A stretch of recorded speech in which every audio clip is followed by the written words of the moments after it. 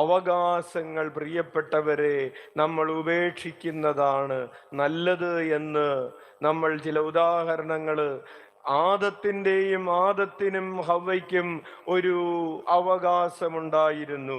എന്തായിരുന്നു ആ അവകാശം?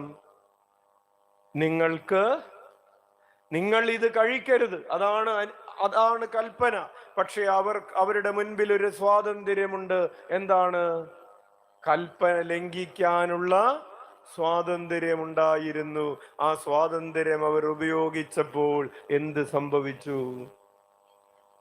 അവർക്ക് പറുദീസ നഷ്ടപ്പെട്ടു. ഉച്ചത്തിൽ വിളിക്കാം, ഈശോയേ, ഈശോയേ. അനുസരണക്കേടിന്റെ മറ്റൊരു ഉദാഹരണമാണ് യോനാ പ്രവാചകന്റെ ഉദാഹരണം. യോനാ പ്രവാചകനോട് നിനവയിലേക്ക് പോകാൻ പറഞ്ഞപ്പോൾ യോനാ പ്രവാചകന് ഒരു അവകാശമുണ്ട്. എന്താണ് ആ അവകാശം? ഞാൻ പോവുകയില്ല. അല്ലേ മോനെ, ഒന്ന് കടയിൽ പോയിട്ട് വാടാ. മനസ്സില്ല. ഇത് തന്നെ. എടാ ഒന്ന് എഴുന്നേക്കടാ, പോയി പണി നോക്കുന്നുണ്ടോ? തള്ളയുടെ പണി നോക്ക്. നല്ല പുന്നാര മകൻ, 25 വയസ്സുള്ള പുന്നാര മകൻ 50 വയസ്സുള്ള അല്ലെങ്കിൽ 60 വയസ്സുള്ള അമ്മയോട് സ്നേഹപൂർവ്വം പറഞ്ഞതാണ്, തല്ലുകൊള്ളാതെ പോയി പണി നോക്കുന്നു.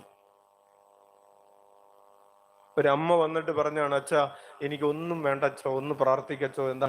എൻ്റെ മകൻ എന്നെ ഒന്ന് അമ്മേന്ന് വിളിച്ചാ മതി. അതാണ് നിയോഗം. അല്ലെങ്കിൽ എടി പോടി നീ എന്നൊക്കെയാണ് കൊച്ചു വിളിക്കുന്നത്. അപ്പോൾ പ്രിയപ്പെട്ടവരെ, അനുസരിക്കാതിരിക്കാനുള്ള അവകാശം, അതാണ് അച്ഛൻ പറഞ്ഞത്. നമ്മള് കുടുംബത്തിൽ അനുസരണം പഠിച്ചാലേ, വീട്ടിൽ അനുസരിക്കാൻ പഠിച്ചാലേ മക്കൾക്ക് മറ്റുള്ളവരെ അനുസരിക്കാൻ പറ്റുകയുള്ളൂ. യോനാ പ്രവാചകനോട് ദൈവം പറഞ്ഞ വഴിയിലൂടെ നടക്കാതെ അതിൻ്റെ നേർ വിപരീതമായിട്ടുള്ള വഴിയിലൂടെ സഞ്ചരിച്ചു. പിന്നെ കഥ നമുക്കറിയാം. അവൻ കടലിലേക്ക് വലിച്ചെറിയപ്പെട്ടു. തിമ്മിങ്കലത്തിന്റെ ഉദരത്തിൽ, വലിയ മത്സ്യത്തിന്റെ ഉദരത്തിലായിരുന്നു. അവസാനം കർത്താവ് വരച്ച വഴിയിൽ വന്നു. വല്ല കാര്യമുണ്ടോ? നേരെ വന്നാ പോരായിരുന്നു. അതുപോലെ സാവൂൾ രാജാവ് ദൈവം പറഞ്ഞ വഴിയിലൂടെ സഞ്ചരിച്ചില്ല. അനുസരിക്കാതെ തന്നിഷ്ടപ്രകാരം, ദൈവം നശിപ്പിക്കാൻ പറഞ്ഞപ്പോൾ അവൻ നശിപ്പിക്കുന്നില്ല, സ്വന്നിഷ്ടപ്രകാരം പ്രവർത്തിക്കുകയാണ്. അതുപോലെ മറ്റൊരു ഉദാഹരണമാണ് ലോത്തിന്റെ ഭാര്യ. ലോത്തിന്റെ ഭാര്യയോട് ദൈവം എന്താണ് പറഞ്ഞത്? തിരിഞ്ഞു നോക്കരുത്, നിന്റെ പഴയ ജീവിതത്തിലേക്ക് നീ തിരിഞ്ഞു നോക്കരുത്, നീ കണ്ടം വഴിക്ക് ഓടിക്കൊള്ളുന്നു. Hallelujah, hallelujah. ലോത്തിന്റെ ഭാര്യ വിചാരിച്ചു തിരിഞ്ഞു നോക്കിയപ്പോ എന്താ കുഴപ്പം? അല്ലേ? അവള് തിരിഞ്ഞു നോക്കി, എന്തായി മാറി? ഉപ്പുതൂണായി മാറി. ചേച്ചി, ബൈബിളിലുള്ളൊരു കഥയാണ്. കഥ മുഴുവൻ ഇപ്പൊ പറയാൻ നേരമില്ല. ലോത്തിന്റെ ഭാര്യ നമ്മുടെ അയൽവക്കത്തെ വീട്ടിലെ ലോത്തല്ല, ബൈബിളിലുള്ള ലോത്താണ്. ഹല്ലേലൂയ. ചേച്ചി കുറെ നേരം ഈ ലോത്തിന്റെ ഭാര്യ ആരും എനിക്ക് നമ്മുടെ കുടുംബശ്രീയിൽ അങ്ങനെ ഒരാളില്ല. അപ്പോൾ ലോത്തിന്റെ ഭാര്യ ആരായിട്ട് പറഞ്ഞതനുസരിക്കാതിരുന്നപ്പോൾ ഉപ്പുതൂണായിട്ട് മാറി. മോശയോട് ദൈവം പറഞ്ഞു, നീ പാറയോട് കൽപ്പിക്കുക, അതിൽ നിന്ന് വെള്ളം വന്നുകൊള്ളും എന്ന് പറഞ്ഞു. അപ്പോൾ മോശ അത് ശരിക്ക് കേൾക്കാൻ തയ്യാറായില്ല.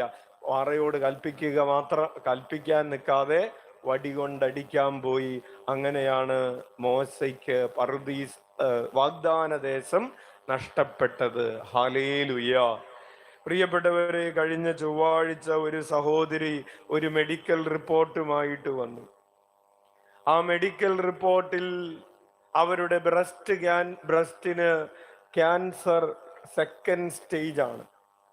അവരോട് ഡോക്ടർ പറഞ്ഞിരിക്കുന്നത് ബുധനാഴ്ച തന്നെ കോടിയേരിയിൽ പോയി ഫർദർ കാര്യങ്ങൾ നോക്കുക. ഓൾറെഡി ബയോപ്സി റിപ്പോർട്ട് പോസിറ്റീവാണ്, വേഗം ഒരു ദിവസം കളയരുത്. അങ്ങനെയാണ് ചൊവ്വാഴ്ച സഹോദരി ഈ റിപ്പോർട്ടുമായിട്ട് വരുന്നത്. യേശുനാമ ജപം കഴിഞ്ഞ് ഇവരിവിടെ വന്നപ്പോൾ ഈ റിപ്പോർട്ട് തന്നു. റിപ്പോർട്ട് വായിച്ചു നോക്കി. എല്ലാവരും, പ്രിയപ്പെട്ടവരെ, ഇവിടെ ഉണ്ടായിരുന്ന എല്ലാവരും ആ സഹോദരിയുടെ നേരെ കരം നീട്ടി 21 പ്രാവശ്യം ഈശോയേ എന്ന് വിളിച്ചു.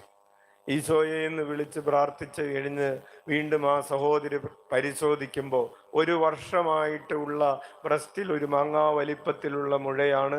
തൊട്ടു നോക്കുമ്പോൾ അത് 50% കുറഞ്ഞിരിക്കുന്നു. അതിനുശേഷം സഹോദരിയോട് അച്ഛൻ പറഞ്ഞു, ഒരു കാര്യം ചെയ്യേ, നാളെ ബുധനാഴ്ച കോടിയേരിയിലേക്ക് പോകണ്ട, ഡോക്ടർ പറഞ്ഞത് കേൾക്കണ്ട. വ്യാഴാഴ്ചയും പോകണ്ട, ബുധനാഴ്ച ഇവിടെ വന്ന് അടിക്കുകയും തുടക്കുകയും കസേരയിടുകയും ഒക്കെ ചെയ്യുന്ന ശുശ്രൂഷയുണ്ട്, അതിൽ പങ്കെടുക്കുക. ബ്രസ്റ്റിന് മുഴയാണ്, ക്യാൻസർ ആണെന്നുള്ള റിപ്പോർട്ടൊക്കെ അവിടെ ഇരിക്കട്ടെ. ആ രോഗത്തോടുകൂടെ തന്നെ വന്ന് ഇവിടെയുള്ള ശുശ്രൂഷയിൽ പങ്കെടുക്കുക. പ്രിയപ്പെട്ടവരെ, ഇന്നലെ ആ സഹോദരി ഇവിടെ വരികയും അപ്പൊ അത് കേട്ടു, അതനുസരിച്ചു. അത് പറയാൻ വേണ്ടിയിട്ടാണ്. കർത്താവ് പറയുന്നത് അനുസരിച്ച് ആ ശുശ്രൂഷയിലൊക്കെ പങ്കെടുത്ത് വീണ്ടും ഇവിടെ നിന്ന് പ്രാർത്ഥിച്ച് അവര് പരിശോധിച്ചിട്ട് പറഞ്ഞു, ഇപ്പോൾ 90% ആ മുഴ മാറിയിരിക്കുന്നു എന്ന് പറഞ്ഞാണ് ഇന്നലെ രാത്രി ഇവിടെ നിന്ന് പോയത്. Hallelujah, hallelujah. ചില ആളുകൾക്ക് ആശുപത്രിയിൽ അപ്പോയിന്റ്മെന്റ് എടുത്തിട്ടുണ്ടെന്ന് പറഞ്ഞു കഴിഞ്ഞാൽ പിന്നെ അതിനൊരു വെപ്രാളമാണ്. അത് മാറ്റിവെക്ക്.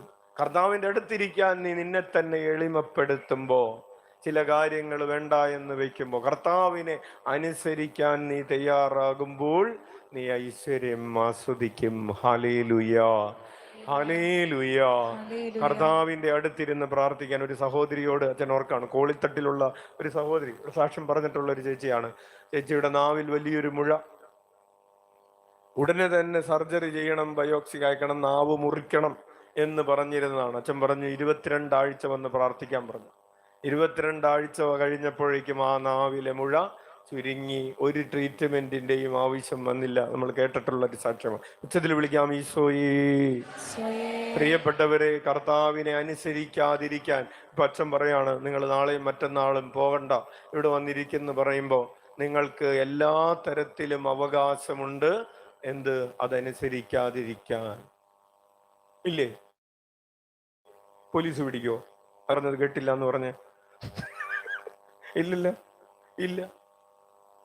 പക്ഷെ നമ്മൾ അനുസരിക്കാൻ തയ്യാറാകുമ്പോൾ ഐശ്വര്യം ആസ്വദിക്കും.